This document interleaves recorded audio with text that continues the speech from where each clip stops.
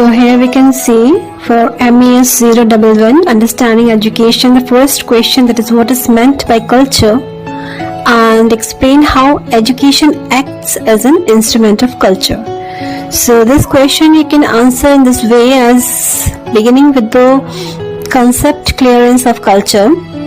So here it is: the beliefs, customs, arts of a particular society, group, place or time is actually termed as culture. It is the acquired knowledge people use to interpret, experience and generate behavior.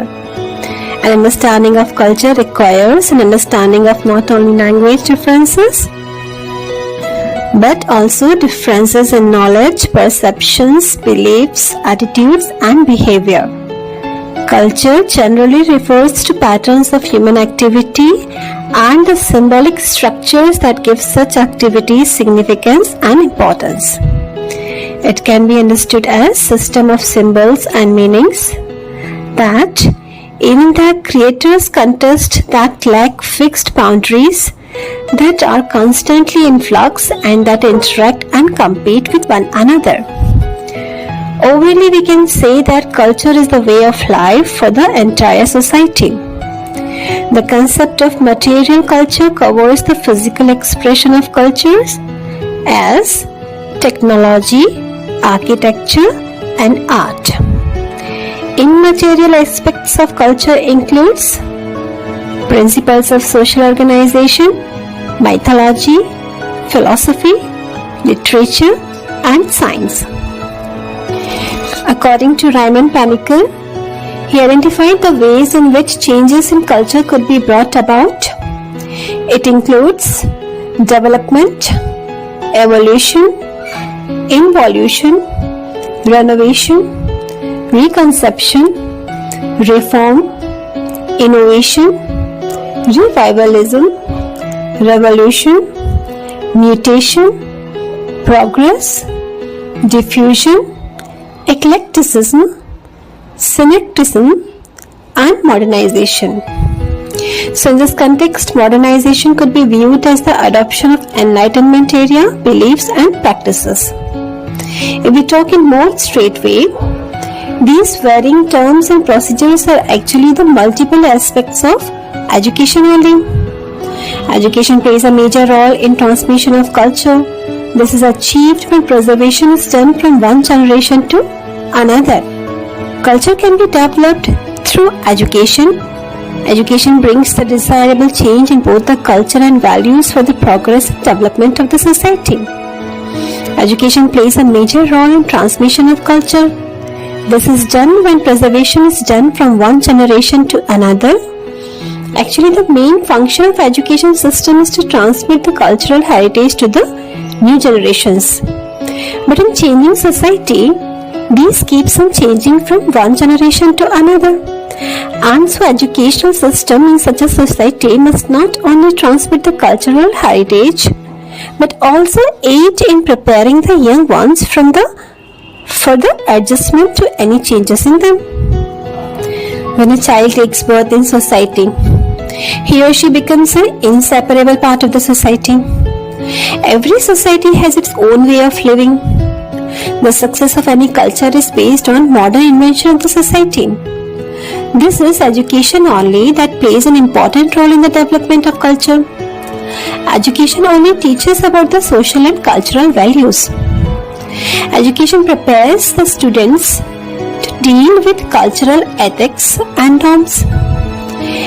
Each person of the society has his or her own behavior, attitude, qualities and mentality to perceive the world around.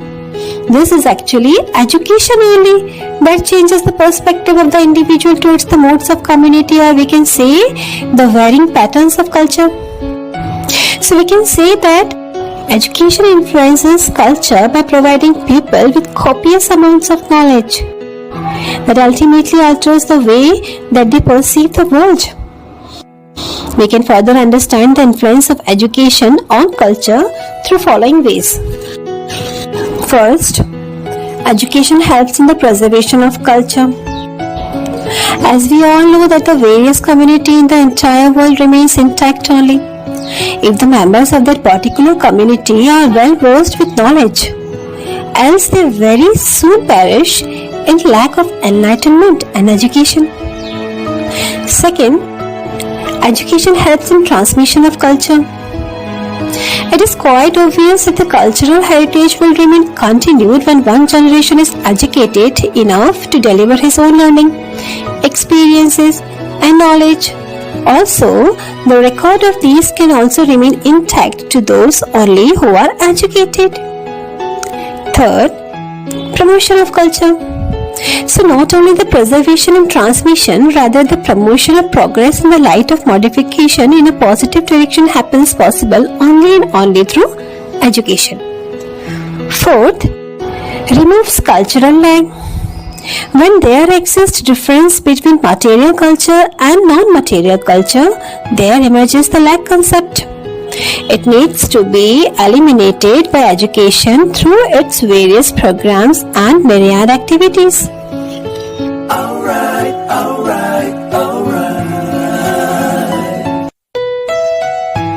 MAS 011 Understanding Education. Question 2nd. Assignment 1st. So, discuss how political system and education system influence each other in a democratic society. So, answer can be in this way. See, politics. This word in current scenario has pulled the attention of many masses belonging to every sector and field.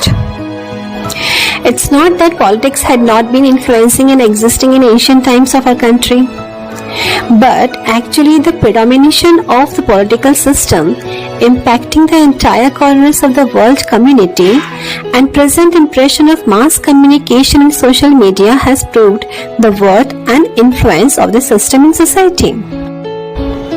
Especially when we talk about the democratic society where the rule is by the people, of the people, and for the people, then the role and significance of political system cannot be denied.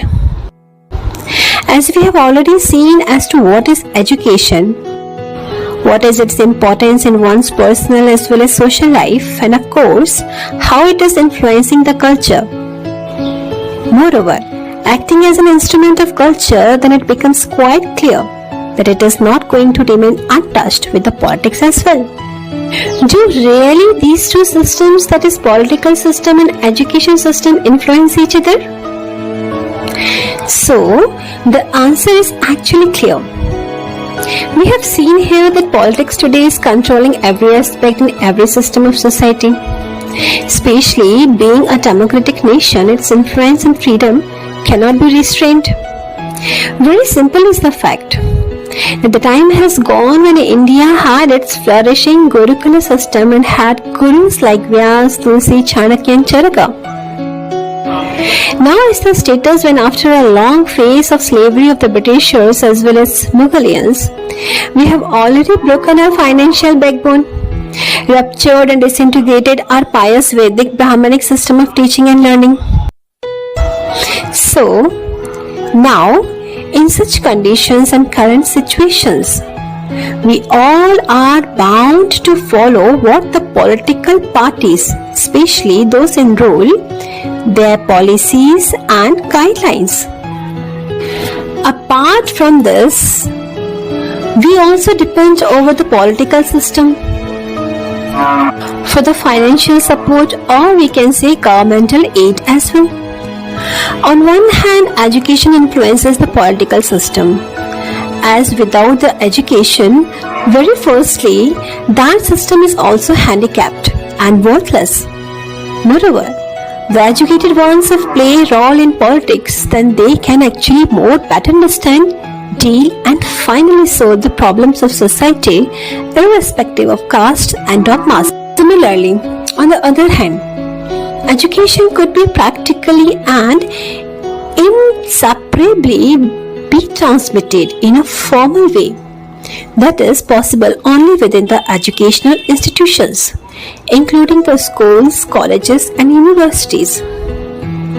This all vital establishments of course requires the proper care, full provisions of infrastructure, study material, building, furniture, teacher salary, aid to the poor underprivileged students, management for the specially abled ones. This all requires funds which is not possible without political support. So, finally in gist, we can ensure that it is well said, education and politics have a symbiotic relationship with each other. Politics affects the social order and exercises a certain level of influence on education. And education through its formal and informal system definitely and very straightly influences politics.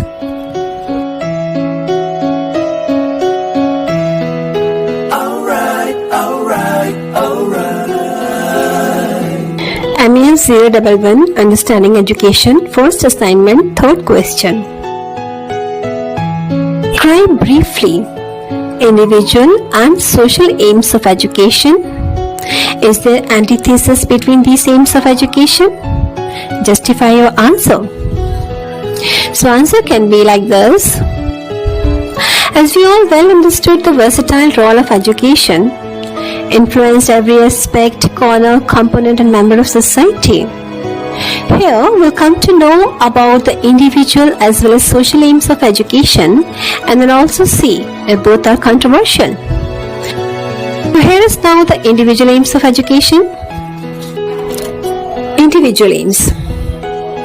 As the term indicates, individual aim means the role and acceptance of education in a way and intention where a single person tries to accomplish the advantages and benefits from education for the betterment, growth, upliftment, satisfaction, exposure and the pleasure of one's own.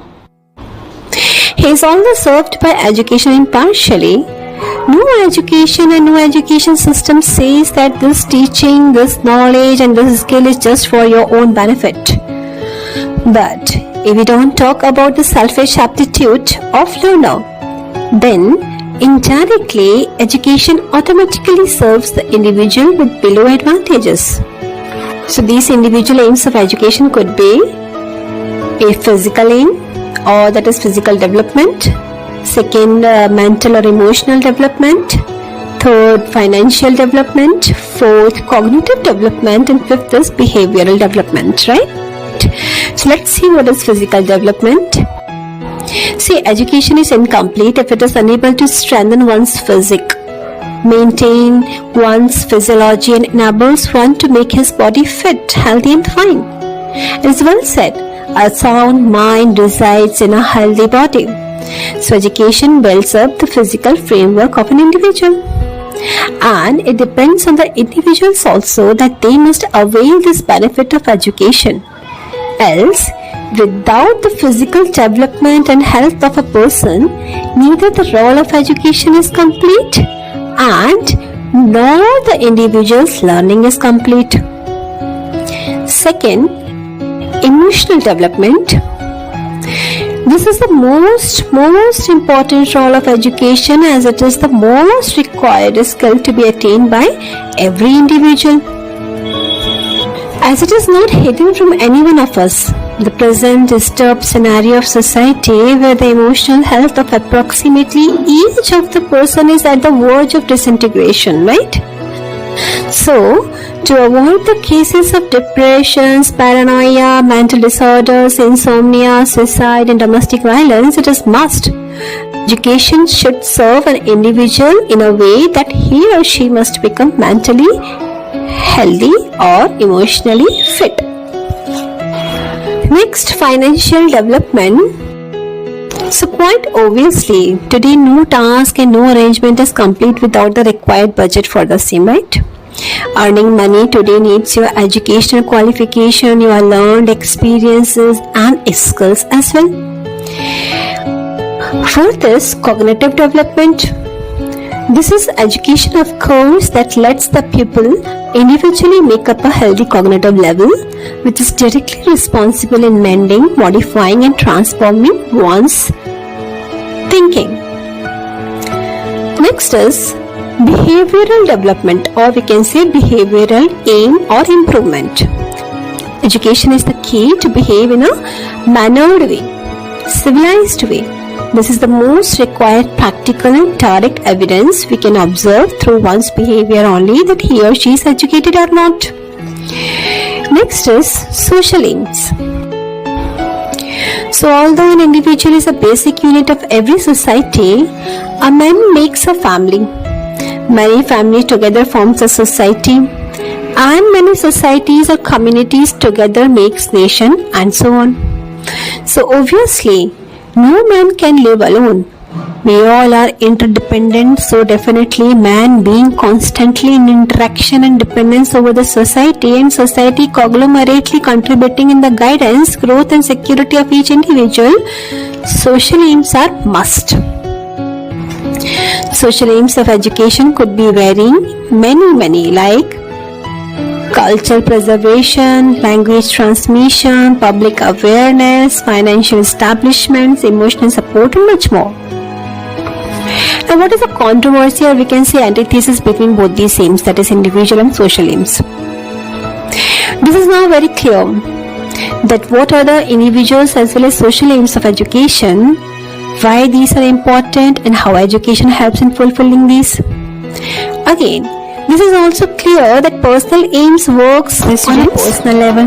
The selfish and narrow mode is definitely going to affect the fulfillment of the second, which is required to you, an important requirement that is social aims of education. So, do watch and join now. We need to move towards the second assignment, that is an anniversary. This is education, nature and purpose. It helps in mending the mind. Here the first question is the essence of the need of explain education as a process of socialization and as a process of reconstruction of experiences. So here its answer could be in this way. You can listen it carefully. Accordingly you can modify also. Before expliciting that education also plays a vital role of socialization and reconstruction of experiences, let's first of all try to understand as to what these two processes actually are. The process of learning to internalize the values and norms into itself, or the mode of learning to live in society, is called as process of socialization. Moreover, this process of socialization is a lifelong process. The inculcation of values and principles continues lifetime. It enables an individual to enact his or her roles and perform his duties. Whatever duties or roles an individual performs and in what manner, this is all designed and decided by this process of socialization only. As the way he or she enacts, expresses his or her social nature only. And now, obviously, these all learned behaviors under the process called socialization is actually a part of education only. Beginning from the womb and going till the tomb. This entire socialization passing through oral, anal, oedipal and adolescent stages actually is representing the contribution and functions of education only for the same. Who can expect or imagine the making of a civilized person, a responsible family member, a devoted nationalist if he or she is not educated?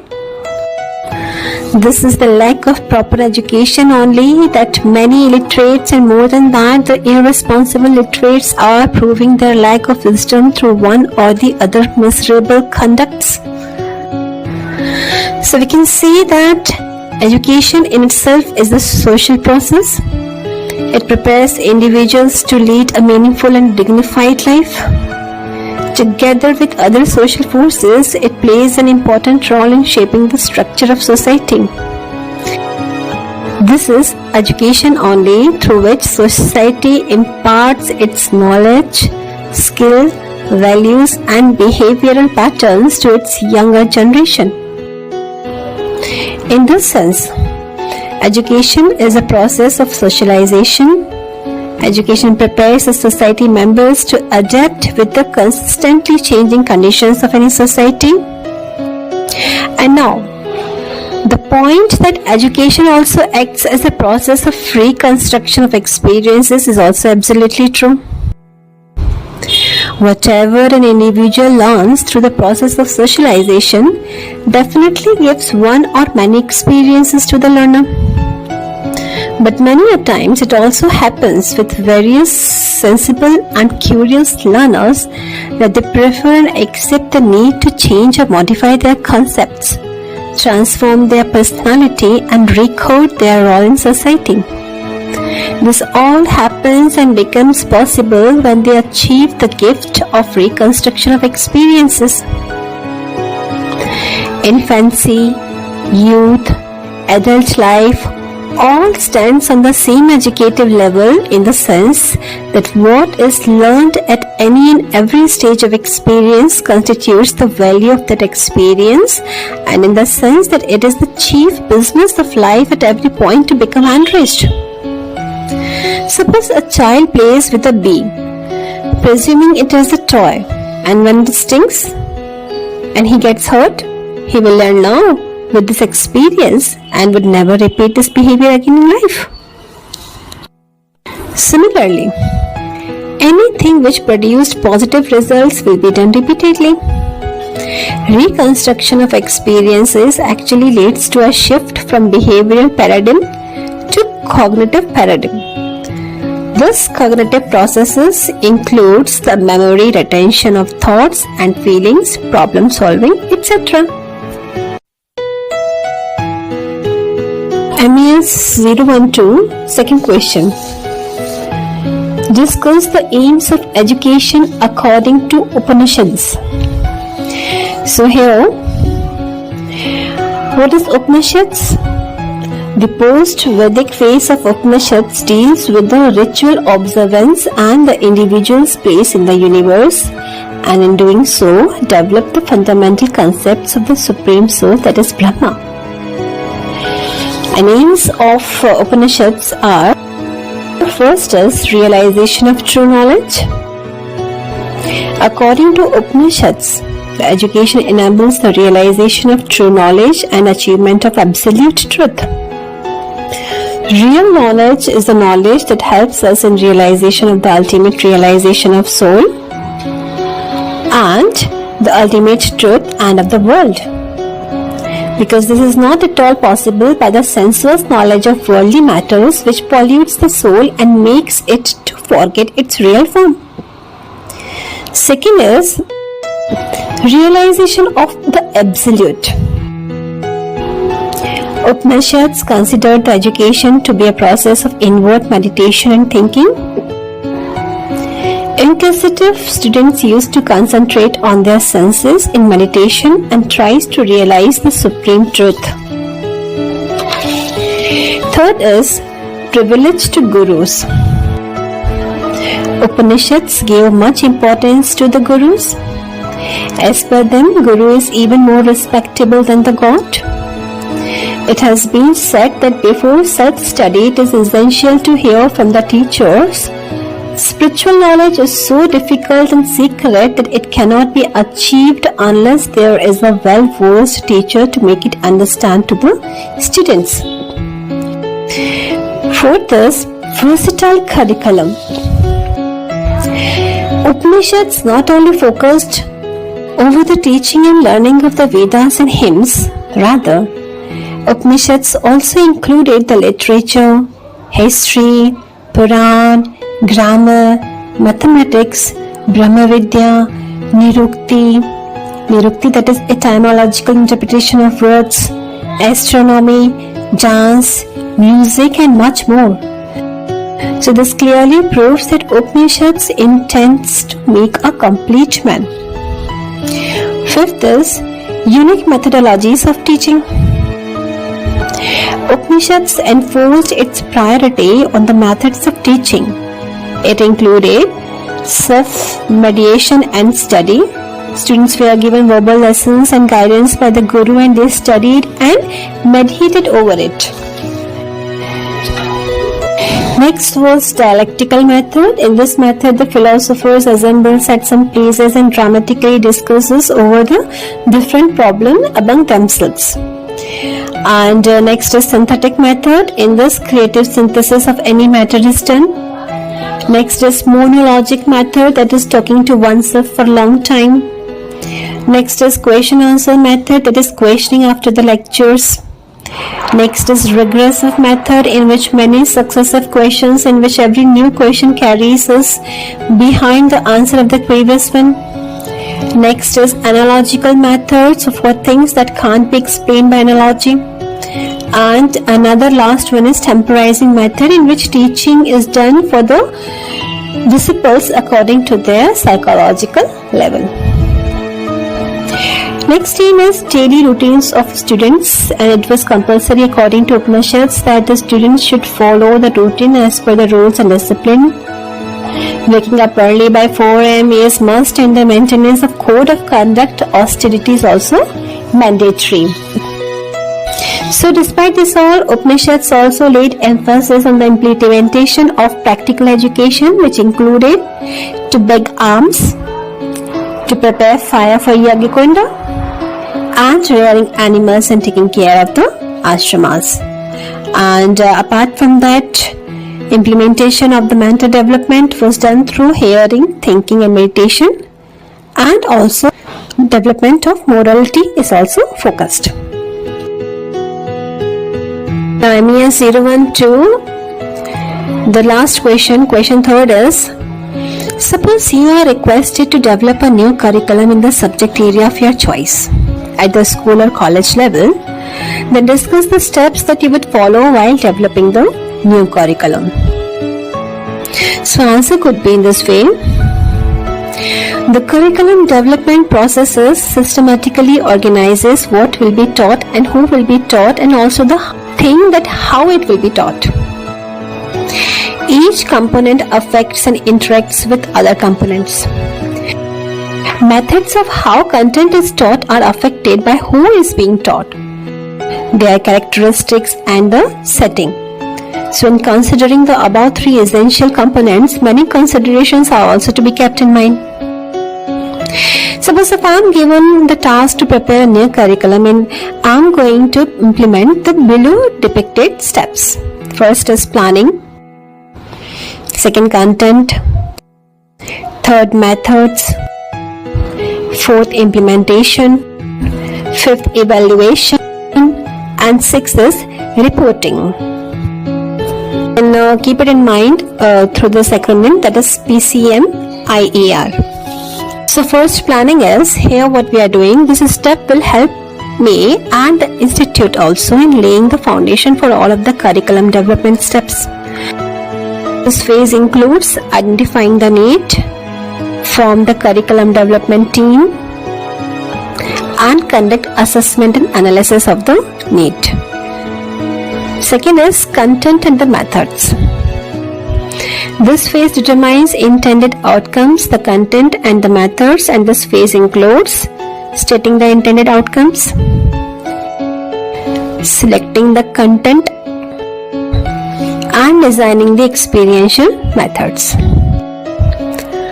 Third, implementation means to implement or practically apply our planned content and designed methodology, and this phase includes producing curriculum product, testing and revising curriculum, recruiting and training facilitators, and finally implementing.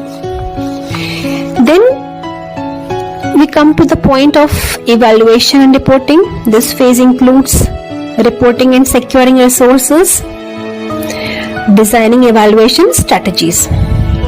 So evaluation is the phase in the curriculum development which is of 2 types, that is formative and summative. So this step reviews the evaluation strategies and suggests simple procedures to produce valid and reliable information. A series of questions are posed to guide the summative evaluation process, and a sample evaluation format is suggested. So here the final steps will be delivering the payoff. In this step, suggestions for what and how to report to key shareholders, especially funding and policy decision makers, are provided, and a brief discussion on how to secure resources for additional programming.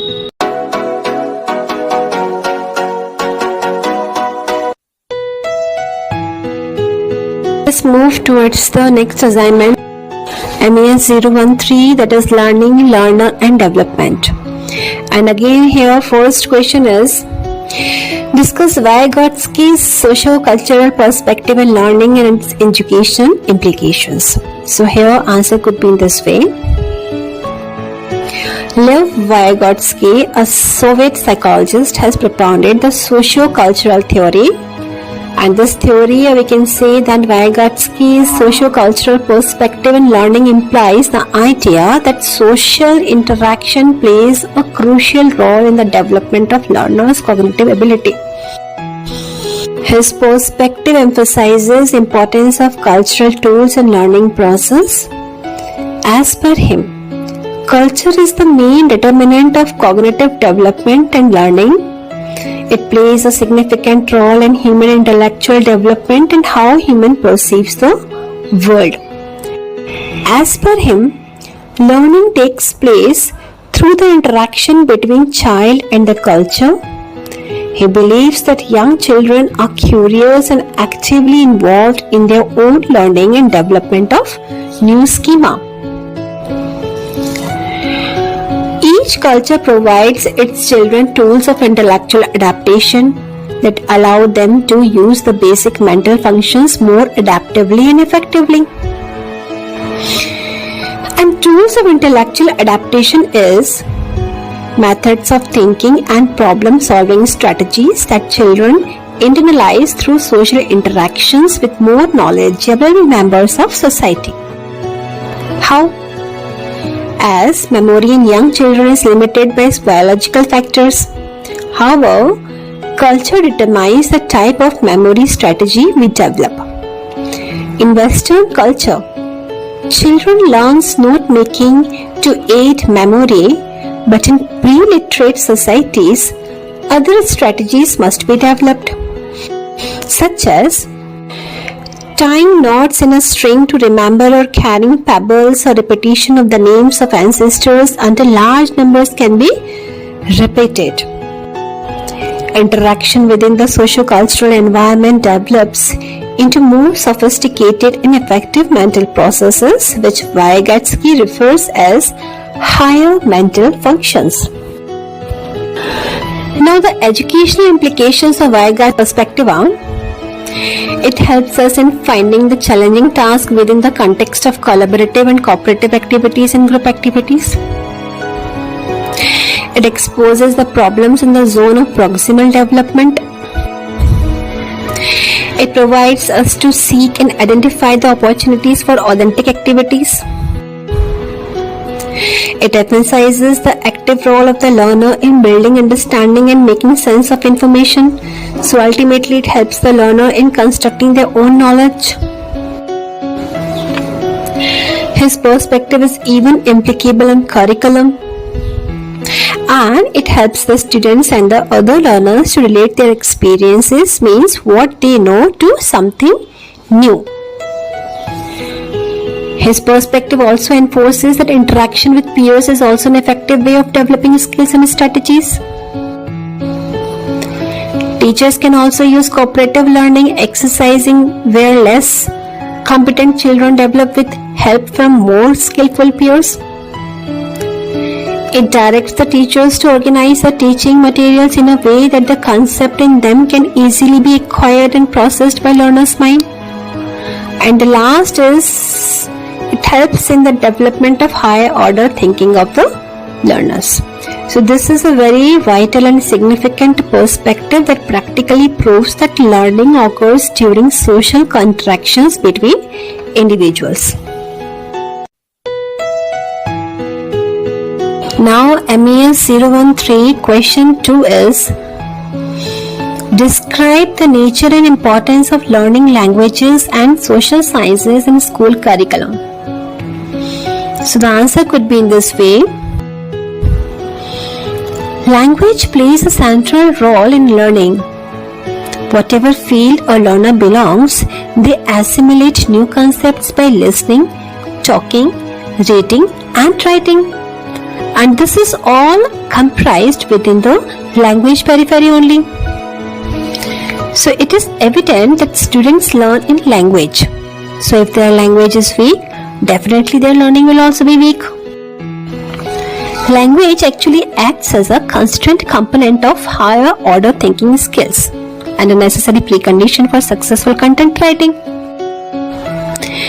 Approaches to the language could vary culture to culture, but at the end, the utility of language remains the same. Therefore, without adequate language means and strategies which are geared to formal education learners cannot be expected to take advantage of opportunities school normally offer. If students do not have an age-adequate command of subject literacy, they have no chance to meet the implicit expectations by teacher. Now comes to the point of social science. Social science is also holding an important place in school curriculum. Social science is basically the scientific study of human society and social relationships, which deals with human beings, their growth, development, behavior, resources they use, and various institutes they require to function and carry on their life smoothly. Family, workplace, school, government, judiciary, etc. All these aspects of life are interrelated and interdependent on one another. And today, in the era of technology, people are getting more dependent on technology to interact with virtual people on social media or apps. Somewhere the face-to-face interaction and sharing of joy and sorrows are left behind. In such scenario, it becomes more important to include social science in school curriculum to connect societal people with each other with harmony and to manage stress, anger and happiness too. The inclusion of social science in school curriculum signifies the importance of the subject and the role it plays in students' life. Social science is incorporated in the school curriculum through a combination of subjects like history, geography, anthropology, psychology, sociology, law, linguistics, politics, etc. These subjects are not the only areas students can study that come underneath the social science umbrella. Social science helps students to become better citizens. Subjects in social science like economics, political science, and history educate students on political ideologies, constitutional laws, citizenship, rights and duties, therefore making the children aware of their roles and responsibilities, particularly in relation to social and civic affairs. By providing relevant information and knowledge, skills and attitudes, the study of social science prepares students to grow up as active, responsible and reflective members of society. It also teaches them to address societal and global concerns using literature, technology and other identifiable community resources. It also helps the students to recognize the benefits and challenges of living in a world with multiple cultures, understand the importance of democracy, rights and freedoms, and in developing critical thinking abilities.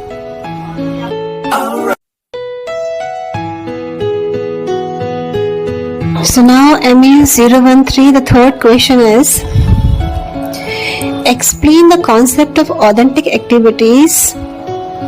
Take up any authentic task and explain how different skills can be developed collaboratively.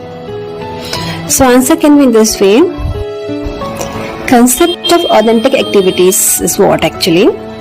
These are the tasks given to the students in the real world where they can apply what they learned in the class and continue to learn more in a setting that is relevant to them. The basic tenets of authentic learning activities include: learning activities relate to the real world and real life. It is important because we educators have noticed the gap between what students learn in class and its application to their real life. So, these authentic tasks, when given to students in real world where they can apply what they learned in class and continue to learn more in a setting that is relevant to them. The most fundamental premise of authentic learning activities is that they are based outside the classroom. The idea behind this is that material that is hand-fed to the students through lectures and notes can only go so far. But when students are given the chance to use what they have learned and to use it in a real-life setting, they have the chance to personally own this material through practice. They also get the chance to see the ideas they learned come to life and recognize why they are important, because they are relevant to life. Let's take a task that, when given to the students, will help out them in learning various skills, working collaboratively. Suppose I am assigning the task to observe and also cooperate the particular local field farmer, right? The seasonal crop coming up and the various concerned activities. Conclusively applying this authentic activity, dividing the groups, letting them to implement the task practically themselves result in the below mentioned skills. First, collaboratively working firstly and most importantly helps them to build up a good teamwork spirit. Second, they even understood that how laboriously the grains are produced and how time consuming and patience keeping task is that. This helps them to respect the food, respect the farmers, respect the land, water, plants, nature, time, and actually respecting this life. Third, they even build up the power of tolerance, as many a times it happens that they sow the seeds and the heavy rain damages the crop. If not rain, then sometimes the excessive heat in summer dries up the land. This all helps them to become more tolerative. Fourth, they also understand the importance of invention and implementation of new scientific tools and techniques and importance of medicines also. Now let us move to MA 014, that is societal context of education, and the first question is: explain various agencies of socialization and interface among them. So answer could be in this way. Various agencies of socialization are family, school, peer groups, and mass media. So these are the major and peculiar agencies of socialization, but if we talk in general or in an overall broad sense, then the entire society is the agency for socialization. And each person with whom one comes in contact or interaction is in some way an agent of socialization.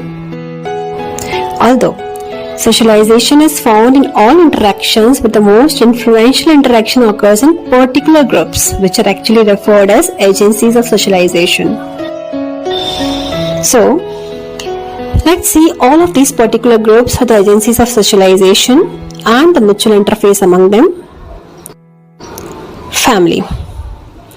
Family, we know, is the child's first world. Actually, it is a world in itself, in which the child learns to live, to move, and to have his being within family. Not only the biological task of birth, protection, and feeding takes place, we also develop first and intimate association with persons of different ages and sexes, which forms the basis of child's personality development. So family is the primary agency of socialization. School. After family, the educational institutions take over the charge of socialization. In some societies, socialization takes place almost entirely within the family.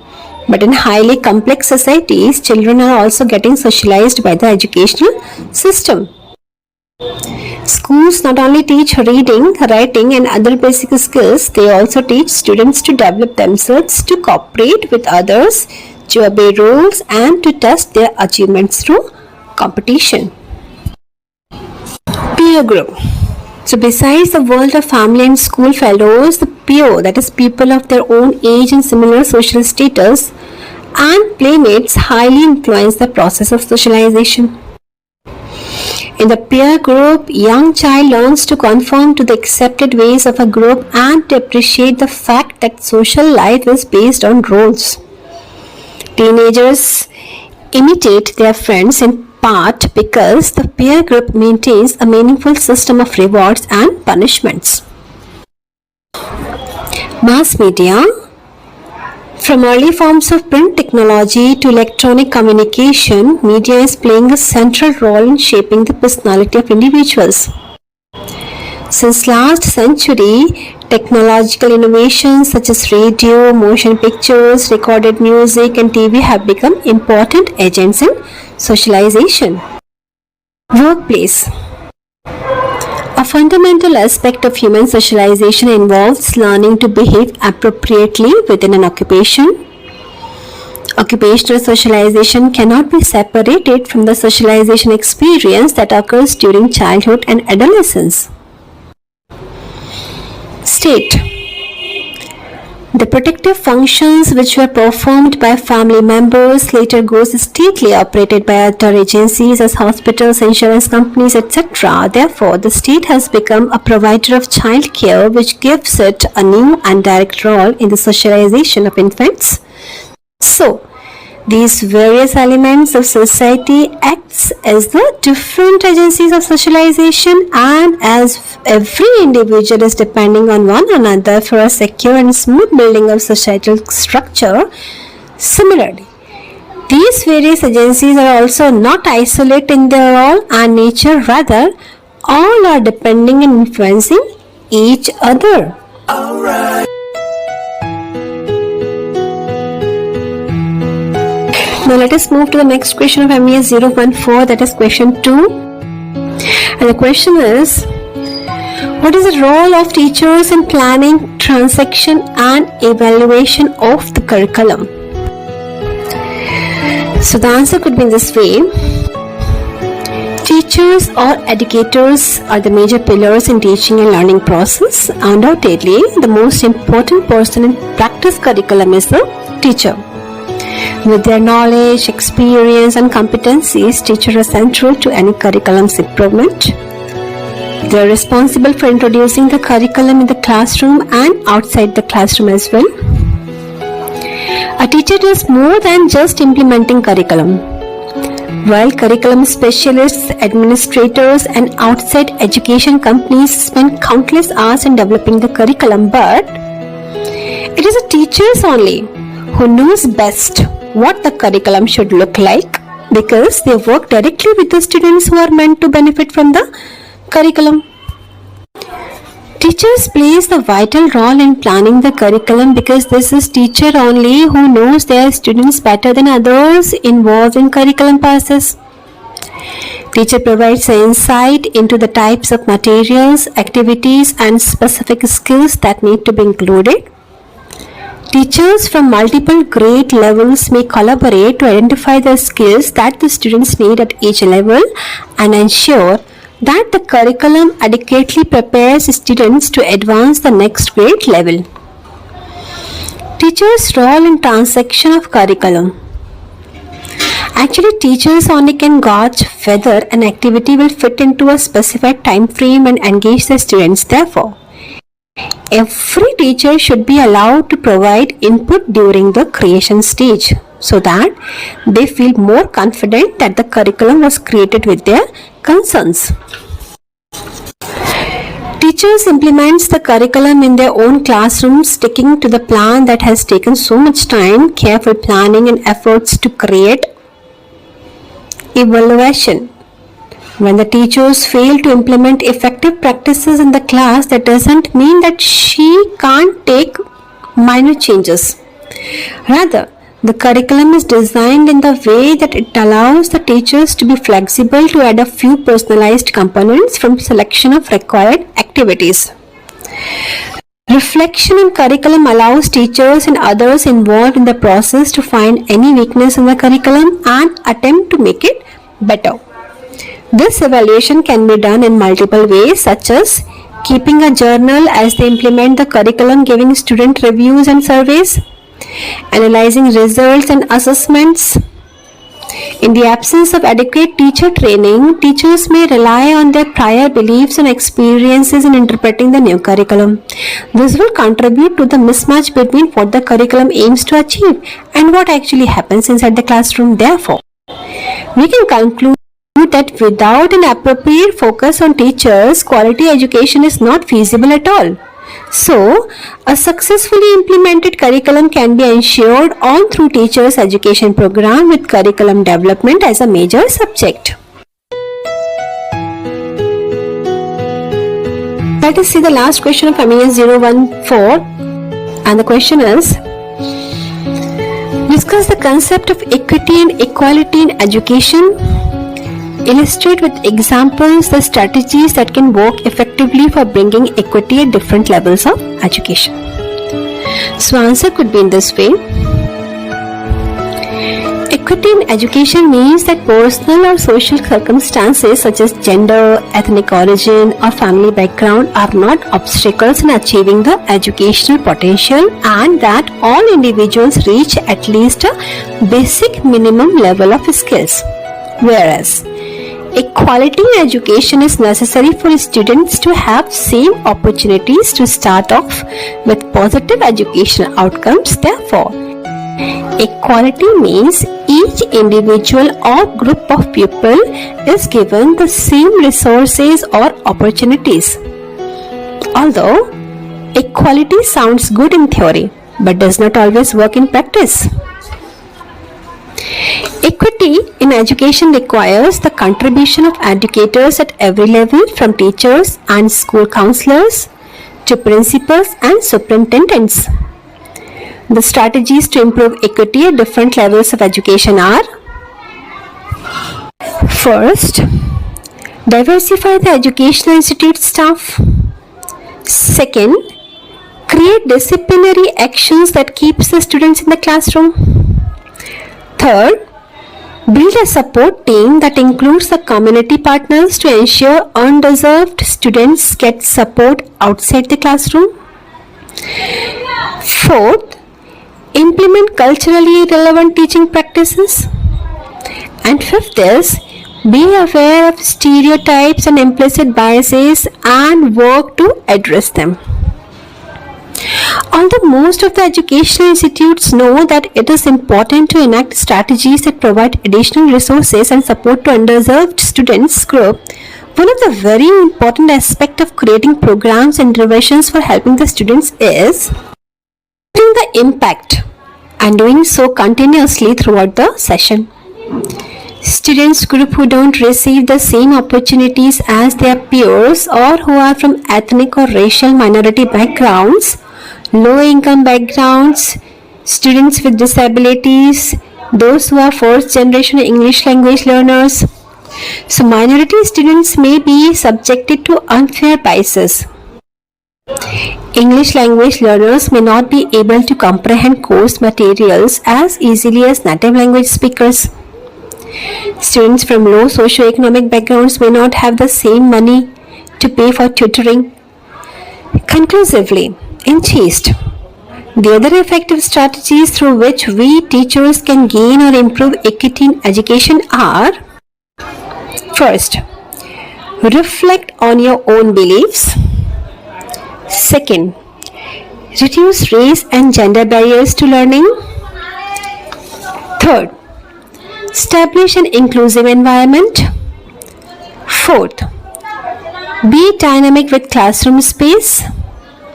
Fifth, accommodate learning styles for all. Sixth, be mindful of how you use technology. And seventh is, aware of religious holidays.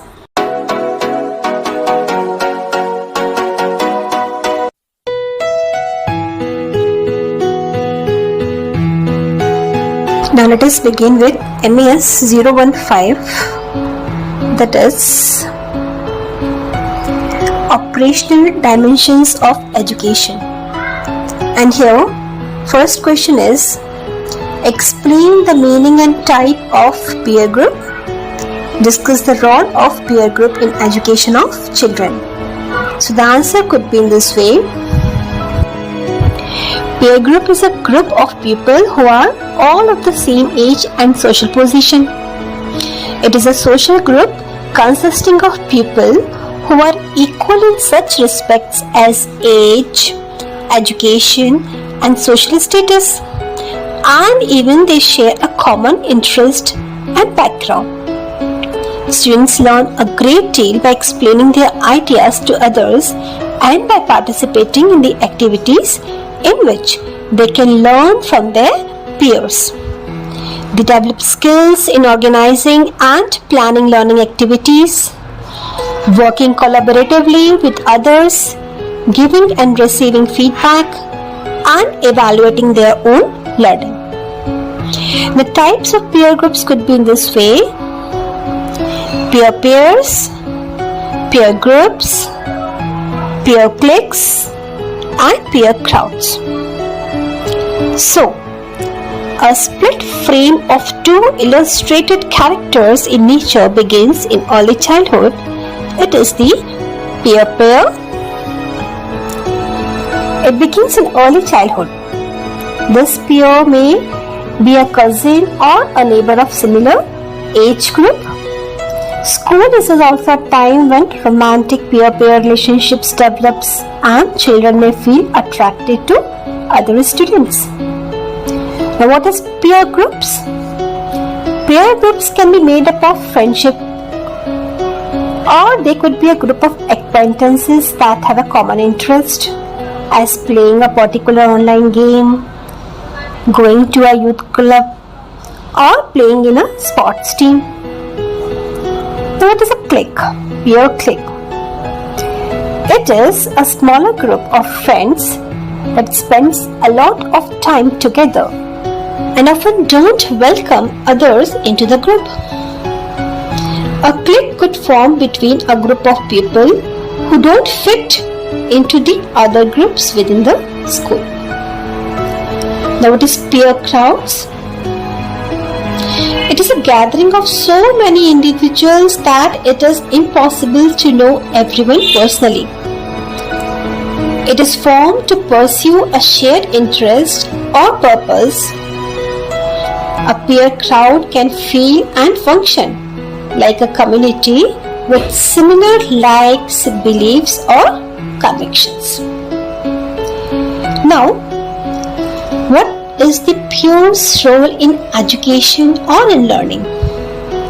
So, peer groups have a significant influence on psychological and social adjustment for group individuals.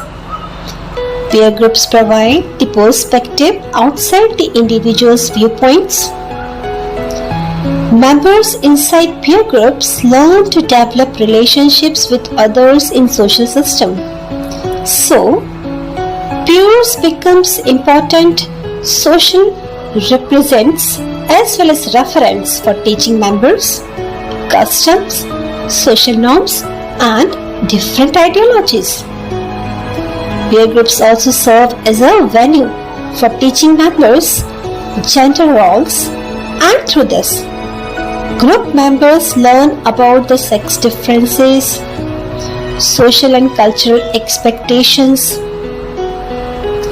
Peer groups provide support for children and teens as they assimilate into the adult society, decreasing dependence on the parents and increasing feeling of self-sufficiency and connecting with a much larger social network. So we can say peer groups provide an influencing social setting in which group norms are developed and enforced through socialization process that promote within the group similarity. So peer groups cohesion is determined and maintained by the factors as communication, group consensus, and group conformity concerning attitude and behavior. Therefore, it is quite evident that peer groups plays a vital role in the strengthening of education.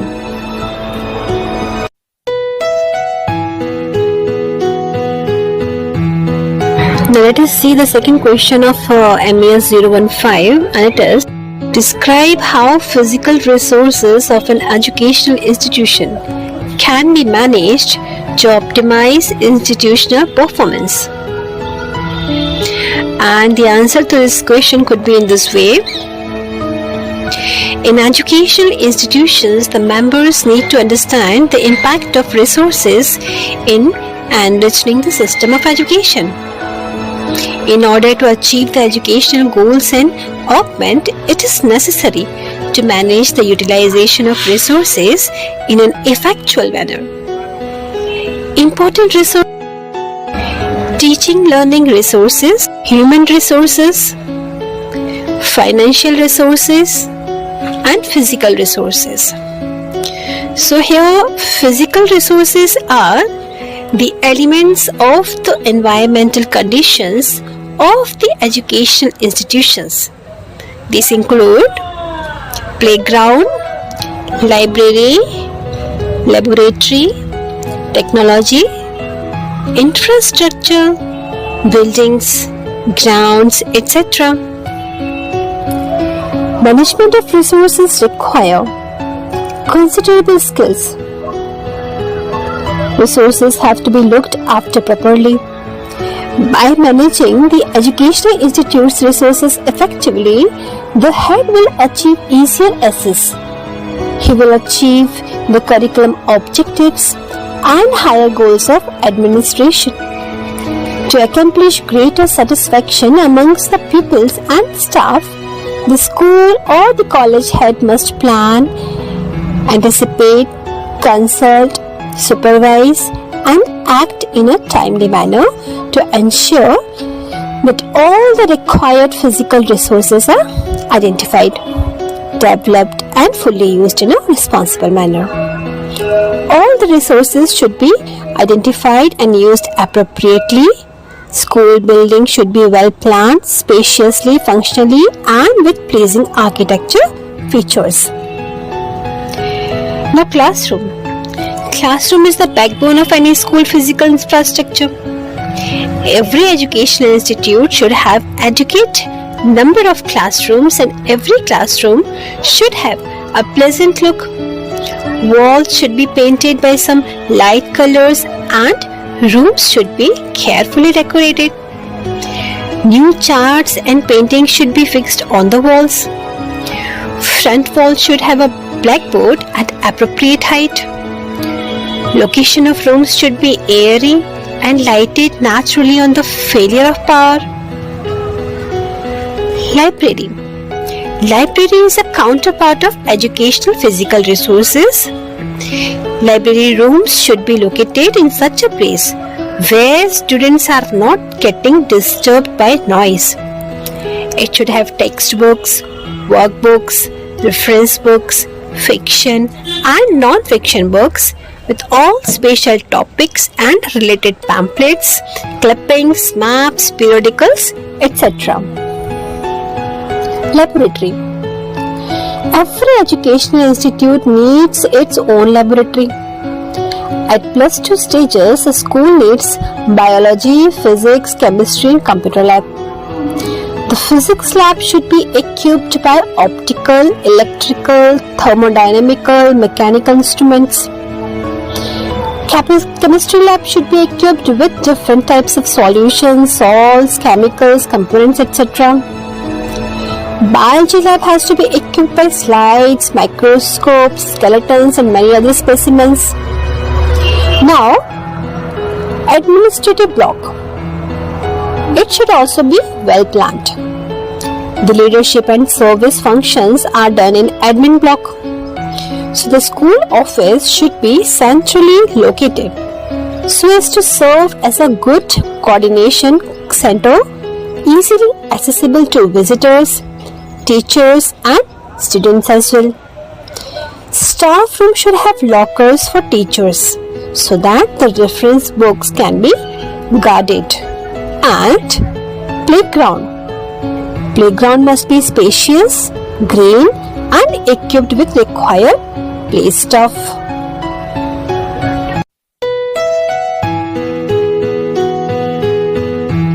Now let us see the third question, this last question of this assignment MES 015, that is operational dimensions of education. And the question is, identify a topic of your choice from the secondary school curriculum and prepare a lesson plan on it. So here you can make the lesson plan in this way. You need to begin with I'm just depicting a very simple and the most commonly used lesson plan to you, okay, with which you can design short duration. So you need to begin with the left portion of your page, A4 size blank page or the ruling page, and you need to begin with the name, your name of course, okay, teacher's name, and then the class, whichever class you are teaching, it is 11th or 12th, whatever, subject, Hindi, English, Math, Science, SST, whatever. Then right hand side you can come with the topic, and then below to the topic you need to mention the date, and below to the date you need to mention the duration for whatever time you are supposed to take the class. It is of 30 minutes, 35 minutes, 45 minutes, 1 hour or whatever. Alright. Second point, you need to mention the general objectives. These general objectives, like for what you are teaching the content, okay, whichever portion is that. So accordingly, so I can't tell you as to what is being designed, what was designed by me earlier, okay. So I can't tell you accordingly, because the subject and the topic I had chosen, it was already totally different, and what you are going to choose, that will be different, okay. So here you need to keep in mind, like you need to write in this way to enable the students to enrich their active and passive whatever condition . So in what way you are enabling them, okay, that point you need to mention in the objectives, okay, to develop their skills, to develop their knowledge, performance, aptitude in this way. Nextly will come the specific objectives. That was the general objectives concerned to the topic or the subject. Specific objects will include the three things mainly, that is the knowledge, understanding and application, okay. So here you need to mention these three parameters, that is the knowledge, understanding and application with concern to your subject and the topic, okay. Alright, and then next will come the teaching aids or the materials, whatever material you are going to use, with charts, models, flashcards, blackboard, whiteboard, chalk, table, duster, marker, whatever, okay, pointer and all, these all things will be included in the teaching aids. And then the next your step will come the previous knowledge. Here you need to mention this thing as per your topic and the subject, that some knowledge or some idea regarding that particular topic was already there with the students, okay, they already knew about that thing, something at least they had some idea at least about that topic or the subject that you need to mention. Alright. And then you need to mention the presentation, where you need to make a table, okay, and in that table you need to include some very basic points like teaching point, first heading, okay, first column, second will be the pupil teacher activity, okay, pupil teacher, who is the pupil teacher? It is you, alright.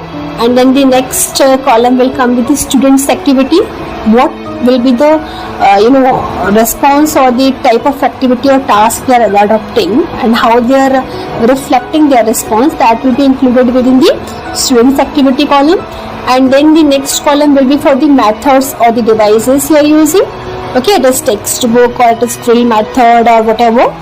And then the last column will be for blackboard work, where you need to just paste up the picture or a small black paper, black sheet, okay, where you need to mention what you have, what activities you have given to them, okay.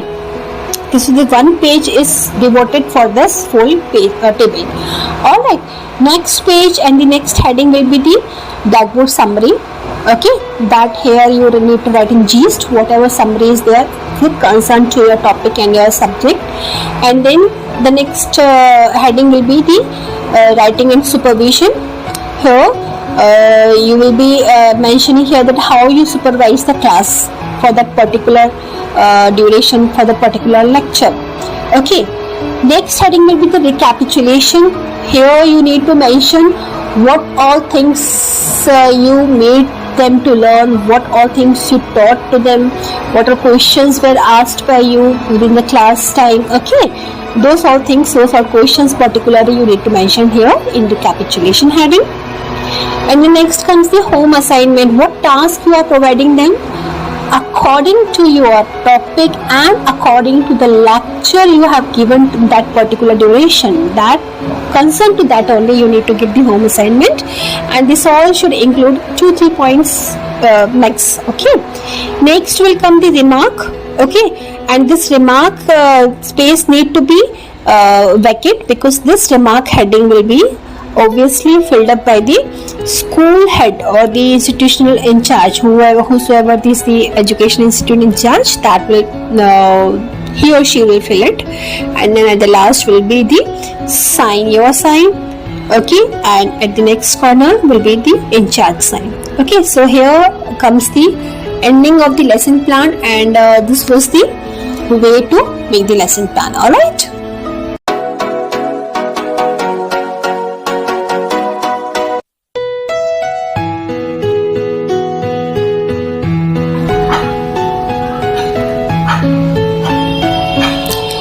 Now let us come to the last assignment of MAEDU, that is MA 016 Educational Research, and here the first question is: explain the meaning and characteristics of experimental research.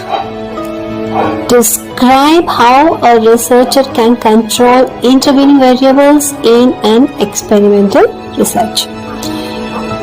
So here the answer could be in this way. Experimental research is also called as experimentation, and it is research conducted using the scientific approach using 2 or more variables. The first variable is a constant that you can manipulate to see the differences caused in the second variable. Any research conducted under scientifically acceptable conditions uses experimental methods. Time is a vital factor in establishing a relationship between cause and effect. Researchers have a stronger hold over variables to obtain desired results. The subject does not impact the effectiveness of experimental research. Researchers can further analyze this relationship to determine more in-depth ideas. 4 essential characteristics of an experimental research are: first is control, second is manipulation, third is observation, and fourth is replication. So control is the essential ingredient of experimental research, as it refers to the extent to which different factors in an experimenter are accounted for. Manipulation refers to a deliberate operation of conditions by the researcher. In this process, a predetermined set of conditions called independent variables or experimental variables, also called as treatment variables. Third is, in experimental research, the experimenter observes the effect of the manipulation of the independent variable on the dependent variable. And then replication. It is conducting the number of sub-experiments instead of one experiment only within the same framework of experimental design. To control the intervening variables, the researcher may have to identify and measure them. Apart from the measurement of the intervening variables, the dependent variable has also to be measured. So, to see what changes have been brought about by the treatment. Intervening variable is actually a control variable that follows an independent variable but precedes the dependent variable in a causal sequence. These can be controlled directly by holding them constant throughout a study, or may be controlled by indirect methods like randomization or statistic control. Some examples of these intervening variables are temperature, light, noise, etc. So these cannot be directly observed in the experiment. Therefore, they are hypothetical. Example: there is an association between being poor and having a shorter lifespan. Just because someone is poor doesn't mean that it will lead to early death. So, other hypothetical variables are used to explain the phenomena. These intervening variables can also be controlled either by eliminating. If elimination is not possible, then we can try to keep the constancy of the variables till the entire experiment. This constancy should be maintained to the different experimental groups as similar as possible. And last way is to balance. This is actually distributing the effects of intervening variables across the different conditions of the experiment.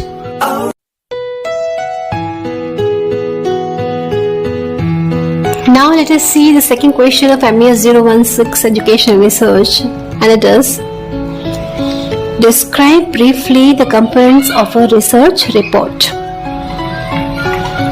And here the answer could be in this way. Actually, research reports are recorded data that is prepared by the researchers or the statisticians after analyzing information gathered by conducting organized research, typically in the form of surveys or qualitative methods. The primary motive of research report is to convey integral data about a study for marketers to consider while designing new strategies. There should be a clean and structured format for their reports to be effective in relaying information. It is a reliable source to recount details about the conducted research and is most often considered to be a true testimony of all the work done to garner the specificities of research. Now, what are the components of a research report? It includes summary, nextly introduction, then the implemented method, nextly results, then deliberation, and finally is the conclusion. So now let us see what is summary. Summary is actually, it explains that what we wrote in the report. Okay, it emphasizes our conclusions and includes only the essential and significant information to support the conclusions. And summary should be made concise. And no new information must be included in summary that is not in our report. Now, introduction. Introduction should briefly describe the context and background to the research. It should describe the change, the problems to be reported. It defines the specific objectives and the purposes of report. Introduction must also indicate the overall answer to the problem explored in report. It outlines the report scope. It previews the report's structure. It comments on the limitations of the report and any assumptions that are made. Next is research methodology. This is the most important section of the report, where all the essential informations actually are lying. Readers can gain data for the topic along with analyzing the quality of provided content, and the research can also be approved by other market researchers. Here the data is expressed in chronological order according to its priority and importance. It is also including the references in case they gain information from existing techniques. Now the research result. This section of research report includes a short description of results along with the calculations conducted to achieve the goal. Usually, the exposition of the data analysis is carried out in the discussion part. Now, what is in this research discussion? In this section, results are discussed in extremely detailed way with a comparative analysis, and Any abnormality concerned during research will be undermarked in the discussion section. And finally, the research reference and conclusion. It includes all the research findings along with mentioning each author, article and content piece from where references were taken.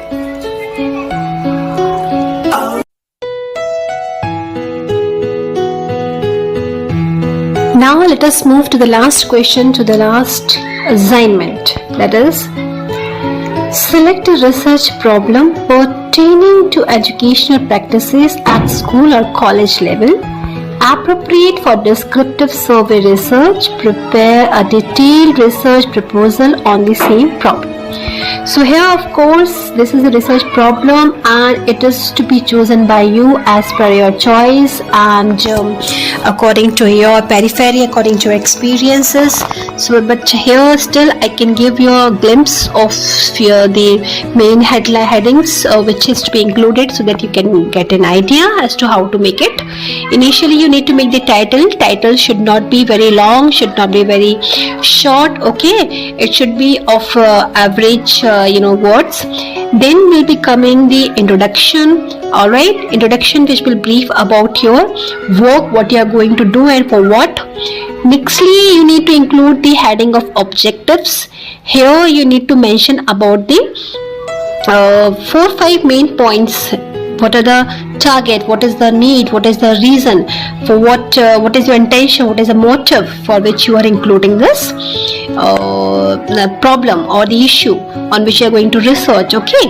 Nextly will come the review of literature. Alright, here you need to mention you need to keep in mind the way of writing the literature. Okay, literature review, that is the name of the author and in the bracket the year's name in which it is published, that for specific particular research paper was published, or the magazine or the book or whatever thesis is there. Okay, that you need to mention, and what they mentioned in that research article, that you need to depict there within the 2-3 lines. Alright, so this is essential. Actually, this way you get an idea as to what all kinds of researches have been done in this problem field, who all the researchers have already been included here, what else good you can do, what has not been done before. So for that purpose, this review of literature is done. Okay, so approx 4-5 you can mention here, that is sufficient here.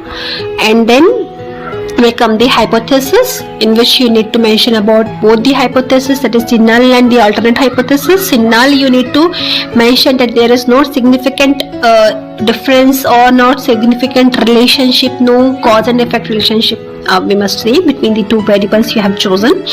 Okay, and an alternate is the obviously the vice versa. Nextly will be coming the methodology, whichever method you are going to choose for data collection and whatever procedure you are applying, whatever tools and techniques you are applying. Alright, and then finally you need to mention the conclusion. Okay, after the conclusion you have to mention about the references from where you have taken all these ideas for your research. So this was a short glimpse about your research problem. So just go ahead. Wish you all the best. Alright.